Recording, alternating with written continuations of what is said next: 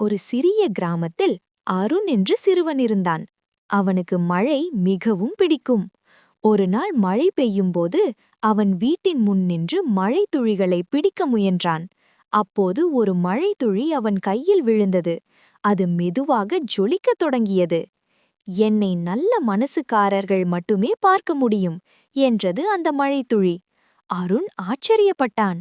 நீ என்ன செய்யப் போகிறாய் என்று கேட்டான். நான் உனக்கு ஒரு ரகசியம் சொல்ல வர்றேன். பிறருக்கு உதவினால் உன் வாழ்க்கை மலரும் என்றது.